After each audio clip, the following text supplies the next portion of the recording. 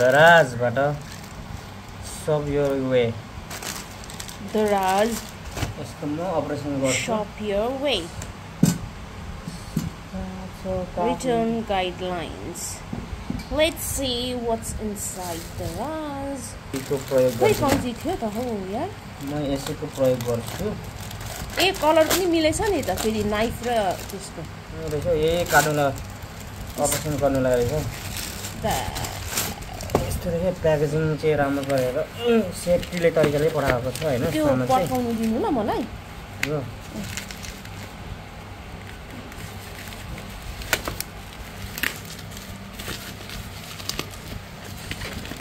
के चाहिँ मगाउनु भएको थियो अरे फ्यान हो मिनी किन चाहिँ मगाउनु भएको थियो मिनी फ्यान हो हैन मात्र 620 को हो किन मगाउनु ठ्याक्कै डेलिभरी चार्ज पनि त्यति डेलिभरी चार्ज पनि छैन यस्तो रहेछ है यो के छ telescopic folding fan USB long battery life 180-degree adjust the air supply 3-gear adjustment fearless sound break the space limit damn कति इन्चको रहेछ पढ्नु त्यहाँ product's name folding fan rated voltage 3.7 rated power 9 watt charging power supply 5V 0.8A product size 168 into 87 into 168 mm package size के त छोड्दिनु ल यत्रो बडे fan चाहिँ के गर्नु किनेको होला ग्रीन हो कि क्या हो यो त फ्यान किनेर चाहिँ के गर्नु ल ह भन्नु त ल मैले अनबक्सिङ गरे भित्र पनि यस्तो रहेछ हैन किन किनेको यत्रो फ्यान चाहिँ जेउस यत्रो रहेछ है यत्रो हात अलिकति छैन रहेछ ब्याट्री पो लाग्छ क्या हो खोल्नु त ए यो चार्ज वाला हैन के कस्तो यो फ्यानको USB यो फ्यानको यो चाहिँ चार्जिङ चाहिँ USB रहेछ है पुरानो यो हैन टाइप सी होइन रहेछ यो फ्यानको विशेषता चाहिँ के हो यसको यो चाहिँ यसको विशेषता भनेको अब अहिले कुलमान हटाएको छ नि त त्यसले गर्दाखेरि चाहिँ यसो गर्मी भइहालेमा लाइन गएको बेलामा गर्मी भइहालेमा यो पोर्टेबल हो यसले चाहिँ अब म यो पहिला यो चाहिँ कता जोड्नु त्यो ब्याट्री त्यो खोल्नु त त्यो म यही प्रयोग गरेर खोल्छु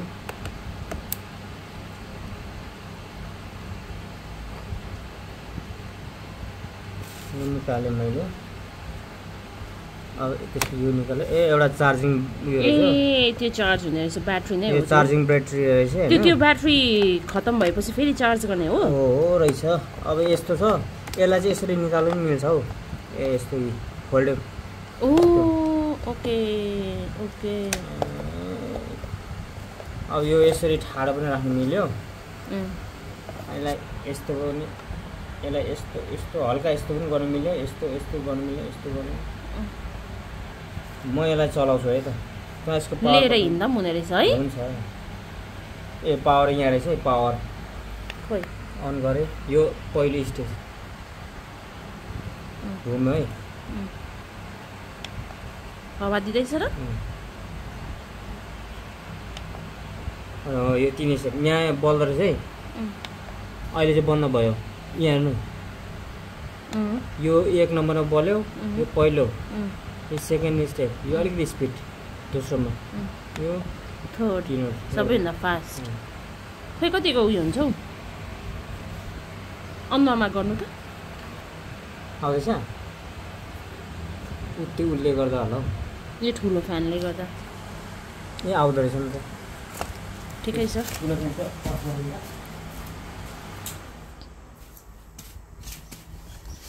ए साउन्ड पनि त्यति आउँदैन रहेछ झापाको गरम ठेक्ला यसले तर त्यति साह्रो 600 को माल हो धेरै एक्सपेक्टेसन राख्नु हुँदैन यतिको ठिकै छ काम चलाउ कता कता अब यसो बेगमा अब गर्मी ठाउँ छ होइन, जहाँ पाइ त्यही अब ओझेल पनि पाइन्न। बास्केट जस्तो भयो त त्यो त। अब यसो गरेर राख्दा पनि भइगयो, यसो ढल्का भइगयो। यो चाहिँ यसलाई यस्तो गरेर यतिको त हावा दिएकै हो नि। तर चार्जिङ पोर्ट चाहिँ यहाँनिर छ है त। यहाँ मैले चार्ज पावर ब्याङ्कदेखि गर्दैछु अनि चार्ज भइरहेको छ। कति घन्टा चल्छ त्यो थाहा भएन, तर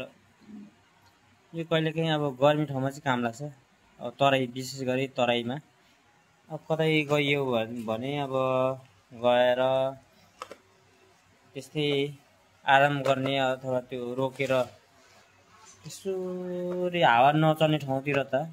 तातो हावा चल्ने ठाउँमा त फेरि यो चलाउनु पर्यो। हुन त तातै हावा हुन्छ। हो त्यस्तो अवस्थामा चाहिँ अलिकति काम गर्दा